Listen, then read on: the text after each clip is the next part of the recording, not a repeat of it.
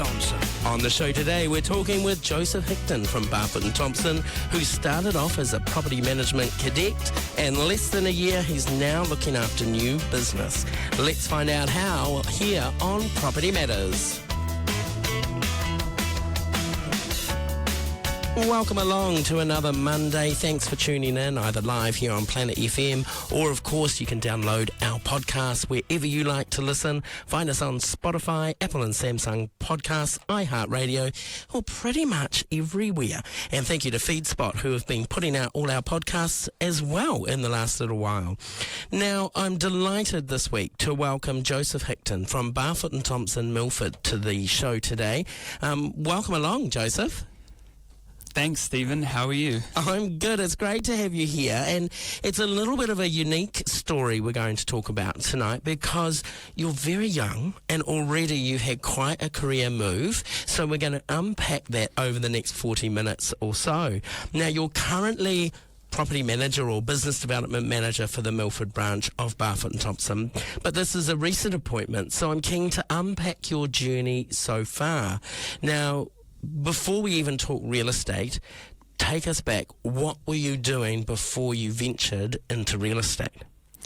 All right, so the year is 2019. I'm 18 years old and completely delusional with what I'm going to do with my life. I was thinking about going to Australia actually to go to a Bible college, but that changed. I ended up deciding to study real estate here in New Zealand, do an internship with my church while doing part-time work at Michael Hill as a salesperson. So I was extremely unbusy to extremely busy in such a short amount of time. And then COVID happened. And unfortunately, due to my time at Michael Hill, I was not there long enough to retain my job there, so I became jobless. Following that, I picked up a job at Frank's, which is a bar/cafe in Takapuna, and I was a waiter there for 6 months, and then I left that role to work on set for a production, doing a minor stunt work out west. Following that, I decided that stunts is a very difficult career to pursue. It's highly competitive and you have to train all the time. Let alone highly dangerous, come on. Yeah, Sure. exactly. Yeah, definitely very dangerous. So my friend's father pointed me to a job at selling concrete. So I was doing that for about 2 years. And then I decided it's time for a career change. It's time for me to step into what I studied 2 years ago. So I walked into a branch and I spoke with the manager there, and she said, "Joseph, call this number and talk to the person who runs the property management training centre." And then a week or two after that, I had an interview. And then I quit my job at the company I was working for, and then I got married. And then after I got married, I stepped into my real estate career at the Property Management Centre. And since then, it's just been absolutely a blast. Wow, what a few years. Throw a wedding in the mix as well. What is it about real estate and property management that appealed to you so much? Well, ever since I was a young kid, I've always loved people and always had a passion for people and always wanted to help people. So I guess real estate, is a career where you can middleman somebody in the most amazing transaction of their lives. And I guess to be a part of that, plugging in the vendor with the client and negotiating and seeing everybody happy or even cry at the end, in a good way, I mean cry, that is just such an amazing thing to be a part of. Yeah, it's quite cool. I hadn't thought of that in that way, being the middleman, because I guess you're between owners and tenants or purchasers and the seller and the buyer. You are, real estate is in the middle. That's quite an interesting approach to it. So you mentioned that you joined the training academy.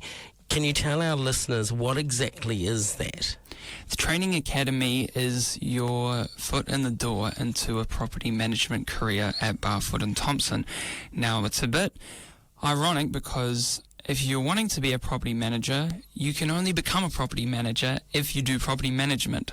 So then Barfoot and Thompson came up with this genius idea to create a training centre, which is in fact a real-life property management simulator which operates as its own branch to give the trainee the most in-depth perspective with all the highs and all the lows of such a amazing career.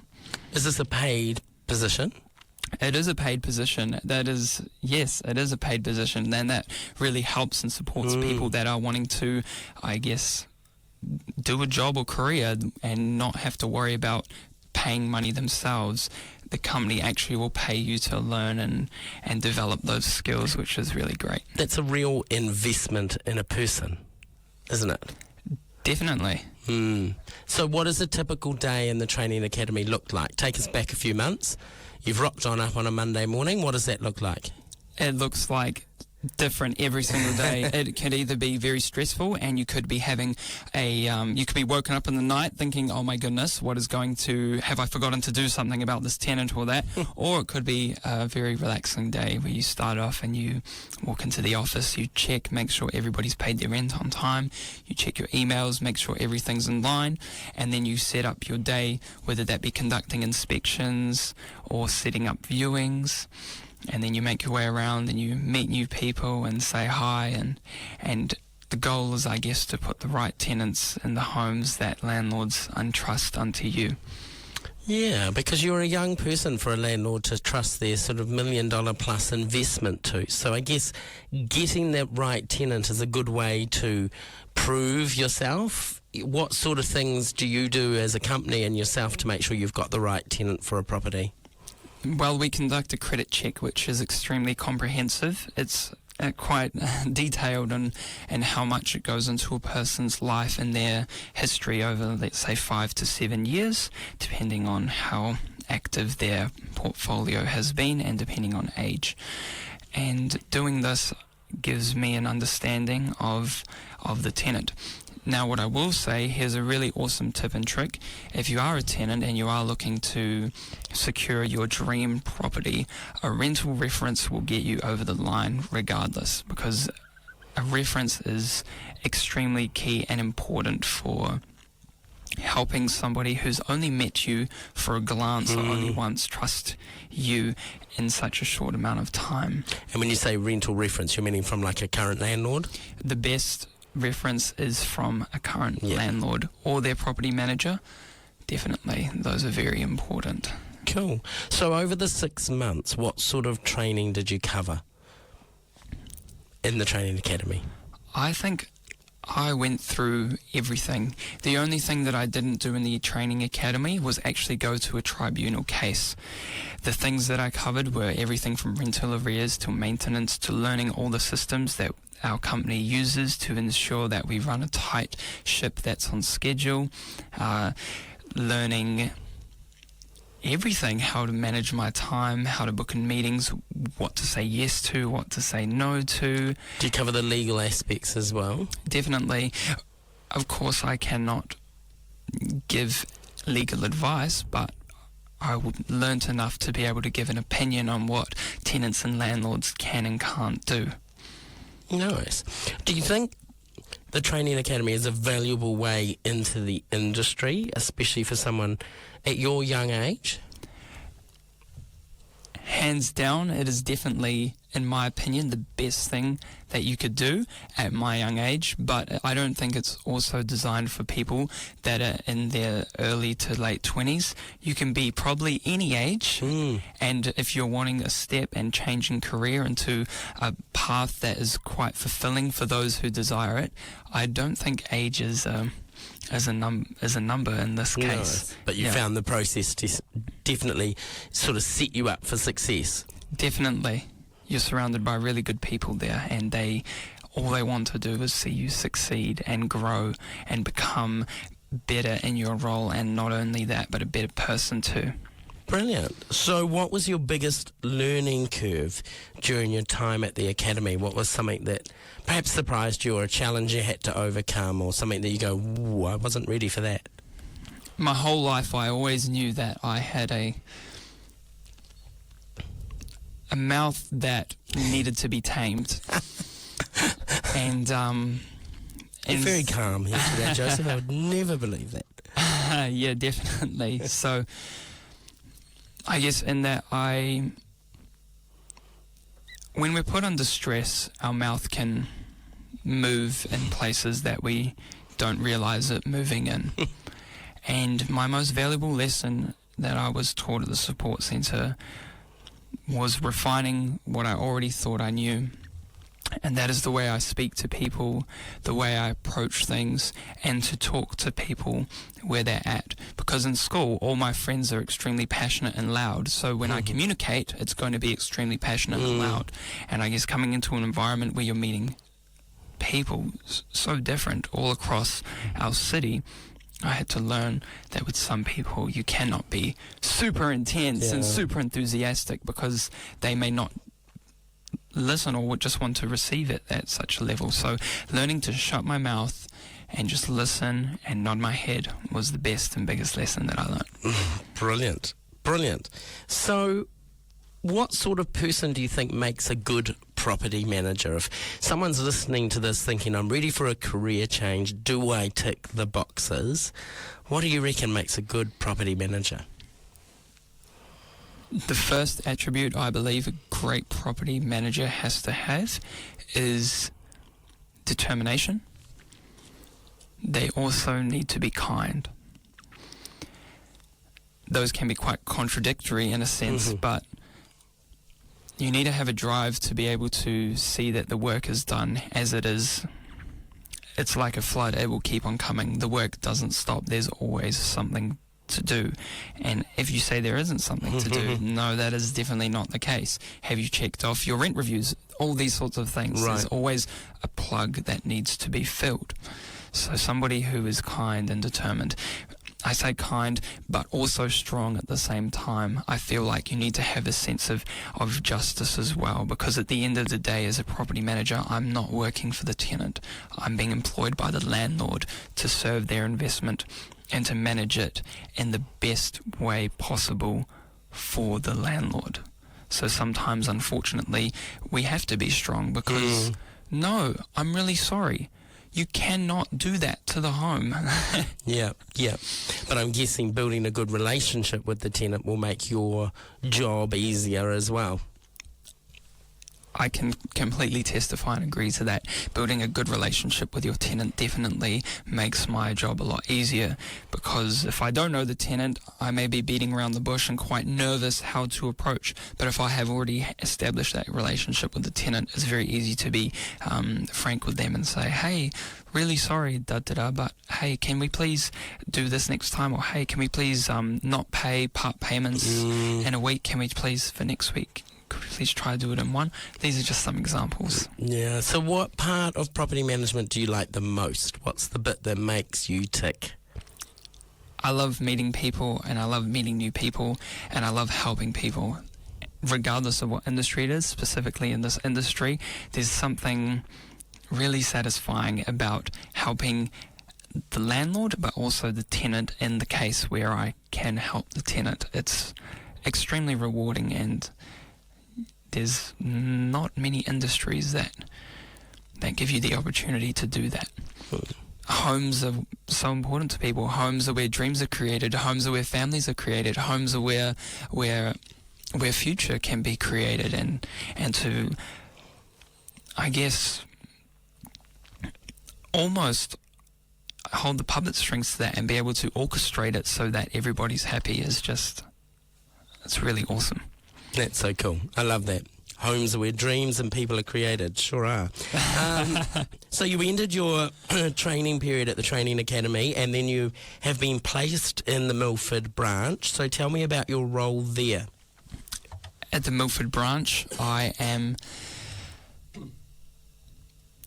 have joined that team as a business development and property manager. So I currently hold a small portfolio between 30 and 35 properties, and a usual property manager will have between 80 and 120, depending on the workload.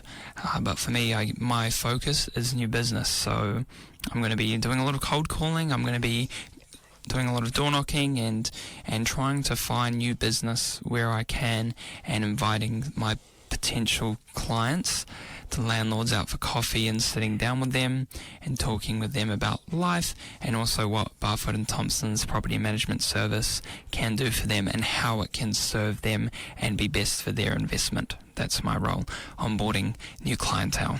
Nice. Was it different than you expected going into the branch? Like, what was it like leaving? I imagine you've left the safety of a training environment and lots of people helping you to suddenly, bang, you've got to prove yourself. What was that like? The change from the training academy to the branch wasn't as drastic as what maybe I thought or what it was made out to be, but slowly over time I can see that even though the training academy is always there for me in terms of relationally, if I have any questions or problems that pop up, that whole of I have a thought now I want to speak, that's gone, which is probably a good thing because it's helped me to grow as a person and to think my problems out before I maybe ask questions and become more active on that. So, yeah. Sounds like you've done a lot of growing up in a short time too. I think so. Yeah. Being married has definitely helped me grow up. You know, it's not just for those who are married. No, if you got married young, you're not just lounging around at your parents' house anymore. Now I'm thinking about dishes and taking the bins out and doing and these things have now become normal things. And then I guess being at the branch as well and at the training academy, people around me I allowed people to speak into my life and refine me in areas where I may needed improvement on. So I guess that helped me mature up a little bit in the way I think and speak. Good on you for allowing that, though. Some people wouldn't. I mean, we meet quite a few young people. We meet quite a few employers on the show who do struggle with young people and that attitude of, you know, I know the right way of doing it. Sounds like you've been quite open to learn. So now here's the ultimate test then. Training Academy's gone now. You're in Milford. So tell me about the area of Milford and in fact the North Shore. Why is it a good area for investors to purchase in? The North Shore feels like its own little isolated part of Auckland. Growing up in South Auckland and now relocated to Central Auckland, the North Shore feels very different to the rest of Auckland, from lifestyle to even the way people interact with you. It's extremely different. I feel like in Auckland, in central southwest Auckland, it's quite... it's got that whole hustle and bustle nature to it. Everybody wants things done fast and quick, but all the people I've met in the North Shore, most of them, everything seems more methodical and thought out, and everybody's a bit more reserved, which is a good thing in a way. So how does that help as an investor? Why should I purchase on the shore versus somewhere else? Do I need methodical tenants? Sometimes. Sometimes. Investing on the shore, where I was going with that is the North Shore feels like its own little paradise, right, depending where you buy. And it's really nice and it's quite beautiful. You're surrounded with beautiful people, beautiful beaches and beautiful cafes.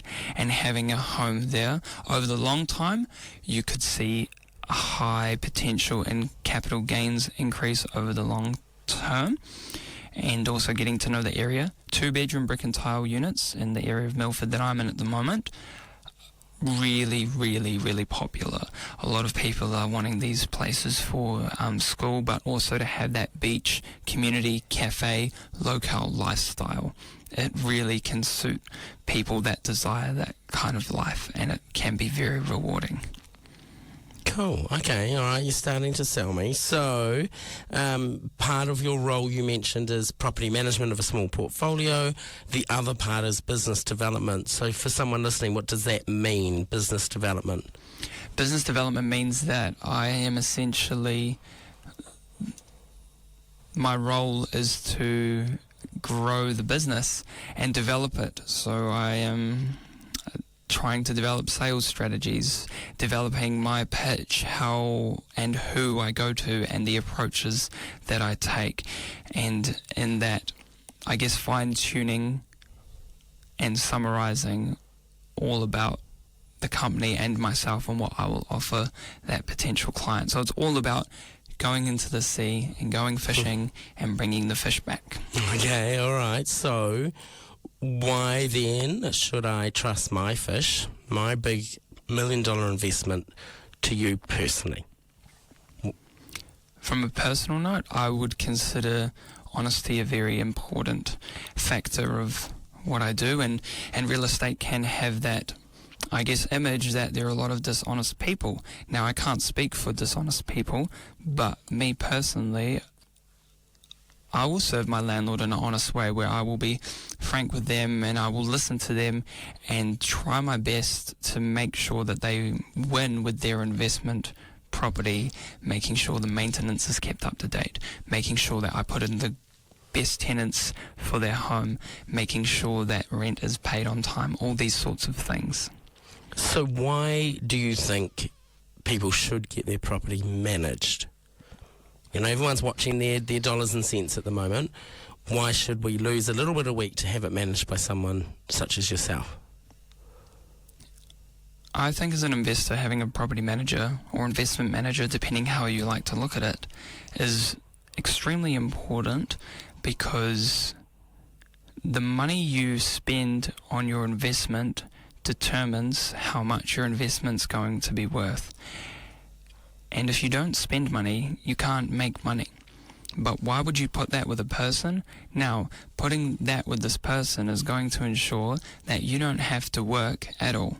You're not spending your nights up until 1 a.m. having a look on YouTube on tips and tricks on how to make my rental property more valuable. You're not wasting your time potentially arguing with your wife about the rental price that you're going to have for your property.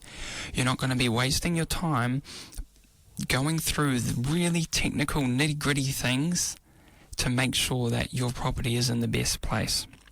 And usually property investors, if you're a property investor, it means that you have done quite well financially and that you know how to use money and spend money. Correct? So in that, putting that money into somebody or a company to manage that for you will truly alleviate you to do what you need to do, because maybe you've got a career, or maybe you're a director, or you could be anything and be a property investor, but your focus is not your investment. But for me, my focus is your investment. Nice. Do you team up with your salespeople in your branch as well? Like if someone's looking to purchase, you mentioned, 2 bedrooms are going really well. Could I come into you and go, hey, team me up with someone, I need appraisals, I need to look at properties? Definitely. I have built a good relationship with a few of the salespeople at my branch. A cool example is one of our sales agents went door knocking, and turns out the guy didn't want to sell, but he actually wanted his property rented out and needed help with that. So I came in there and had a look and went through with him. And now if he ever was to sell or want an appraisal, then I could team up with the sales agent and say, hi, do you want to go back? And nice. So these sorts of things, yeah. The branch definitely has a very communal feel, and everybody is working together to achieve the same goal, which I believe is helping people achieve their goals. Awesome. You mentioned 2 bedrooms are really popular. What other things do you find tenants ask for? Like, is it still the garage, the dishwasher, that's close to a good school? I mean, is it pretty factory standard what they're looking for? Yes, it is factory standard what they're looking for, but new things now is heat pumps and more comfort. I think people desire more comfort now more than ever, because we've had a very uncomfortable, rocky 4 years. Yeah, it's been crazy for some actually, from COVID to the flooding, and it's been quite ballistic. And I think tenants now, they're wanting a place with comfort, knowing that it's not in a flooded area. Right. They want to know that they are getting a fixed term. They are wanting to know that they will have heating and make sure that their home is in a really good condition. They don't want asbestos or anything else like this in their investment property that they're going to rent. So yeah, much more the same as the mundane things, dishwasher and that. Yeah. But there's also, I think, new bits of salt on the side. Is security becoming a bigger thing as well? And, is that perhaps a plus on the shore? Is it about feeling safe and secure in the suburb or the setup? We're seeing more and more adverts go up and it says, fully gated community, or the property's got, internal entrance, sorry. Is that something that you've come across or not so much? I haven't come across it so much, but I feel that in Auckland in the past 4 years, in our crazy time, we've seen crime rise in terms of break-ins. And so if you've been a victim to that, which is really unfortunate, and I'm sorry to hear that, people have gone through that, you would be desiring these things, like fully gated communities, maybe it's a nice home with a CCTV setup, these sorts of things, yes. But in the shore, I have not personally bumped into that too much. So, thinking about you now as a person, what are your long-term goals? If I interview Joseph back here in 5 or 10 years' time, what will you be telling me? I would love to be a CEO. Yeah? I would love to be a CEO, or I'd love to be, I guess, let's look realistically. I'd love the skills to be a CEO rather than be a CEO. I would love to, I guess, lead people to see the best in their potential. For example, in my mind of thinking, if I was only making, let's say, 90,000 a year, but my team around me were making 500 to $1 million a year, I would be way more thrilled than if it was the other way around. I would be so excited that I guess my leadership and my influence could help others to exceed beyond their dreams. Yeah, okay. So what sort of tools in your toolbox do you need to achieve these goals? Discipline. Yep. You need to be an extremely disciplined person to achieve those goals. You need to do the things you don't want to do, like maybe read books, listen to podcasts, surround yourselves with people that are in these circles as well. I think those are the key things. And everybody has a race or a marathon set out for them. And I guess staying in your lane and not comparing and looking at other people will help you also achieve your goals too. And sometimes you can get a bit insecure and look around and going, hey, they're my age and they're doing that, or these sorts of things can hinder us and stop us. But no, everybody's got their own race to run. I don't think that changes as you get older. We've all got to learn to sometimes stay in our lanes or look outside our lanes and see where we're at in the picture, but not be put off by it. Definitely. On our show, we often talk about leadership. In your short time in employment, what do you think makes a good leader? A good leader? What makes somebody a good leader is to be a good learner. A good leader is a good communicator. A good leader is a good listener. For me, those are some things that are very important. And as a leader, you would know that you deal with a lot of people. And sometimes it's very difficult to relate with people that are going through things you wouldn't even think are possible. You will meet people and deal with people and lead people from all walks of life. So being strong in your convictions and being a good listener and being determined to keep growing, that you can help and assist those around you rise up and do better, I think that is so important. That's cool. Who inspires you or has inspired you along the way? The biggest things for me, number one, is probably Jesus Christ. That is one of my big inspirations.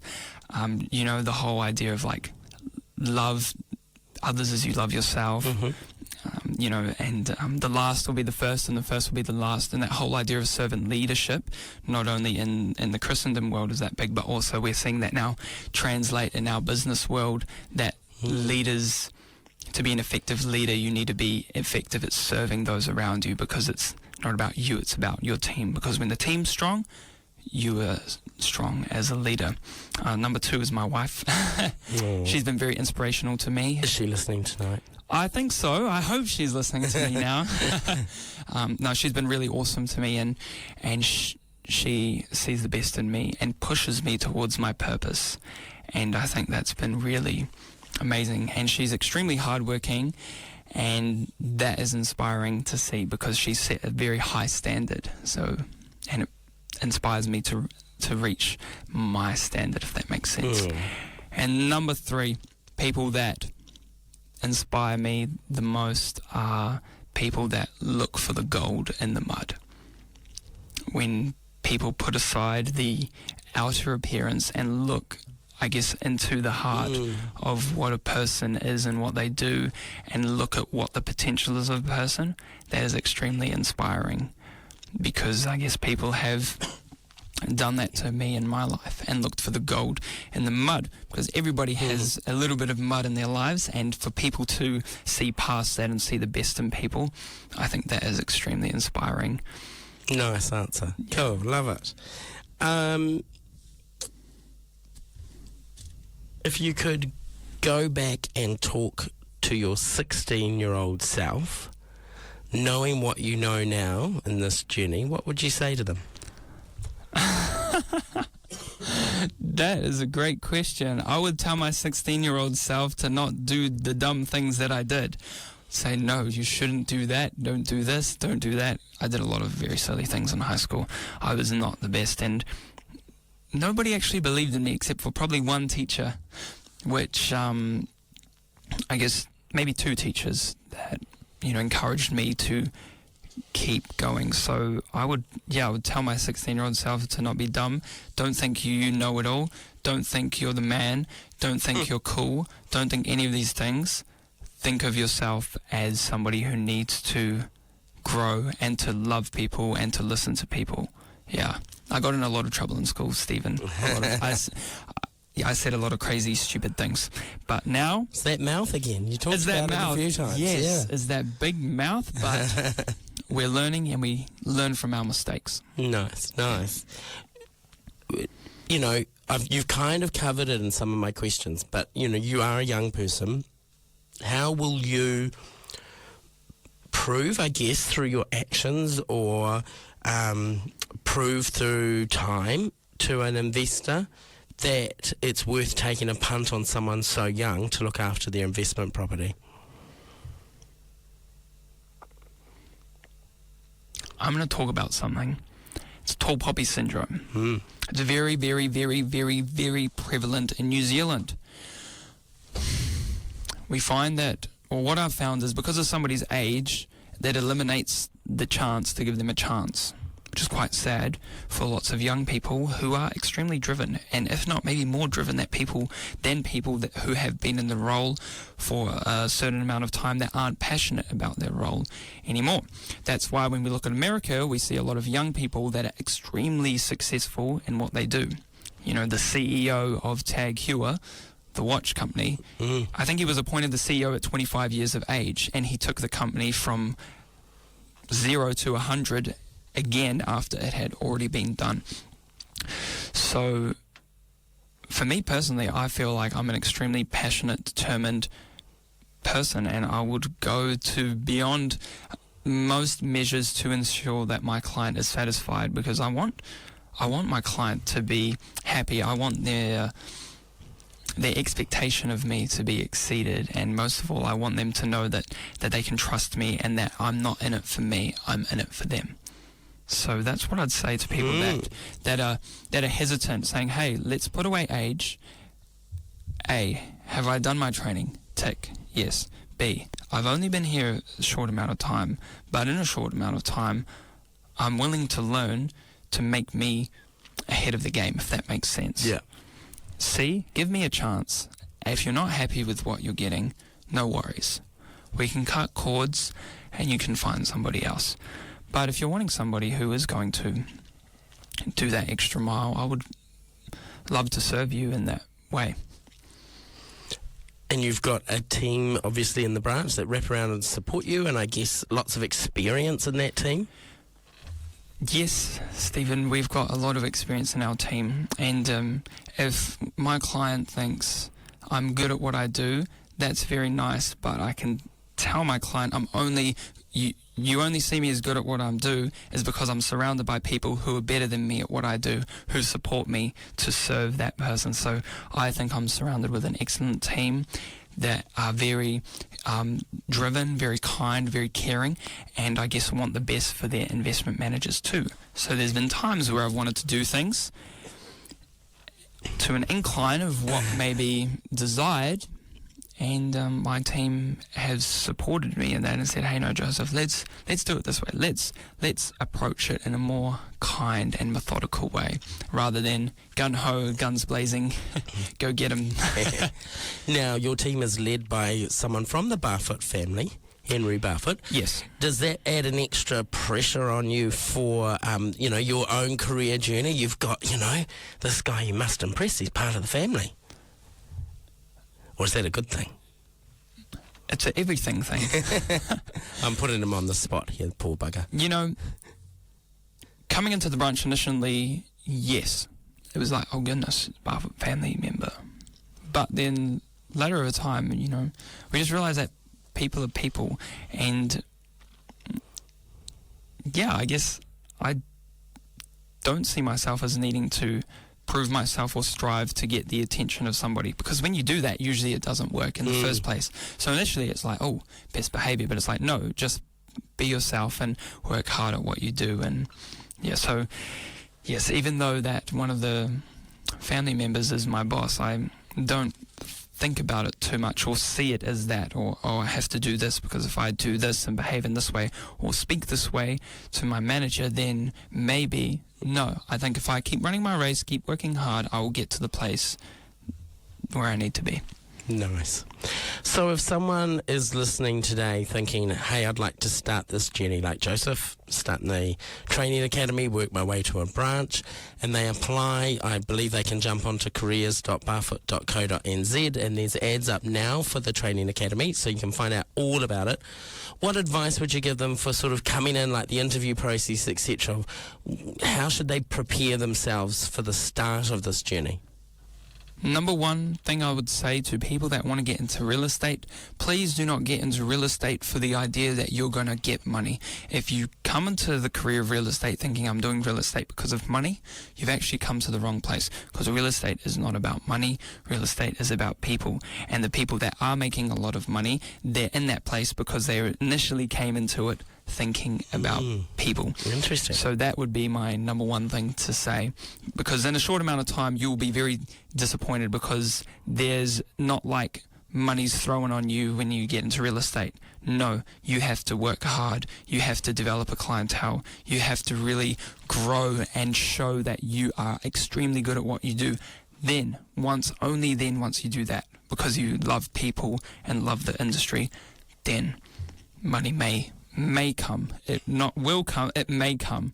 So if you are passionate about people and if you are wanting to help people, I guess real estate could be a career for you.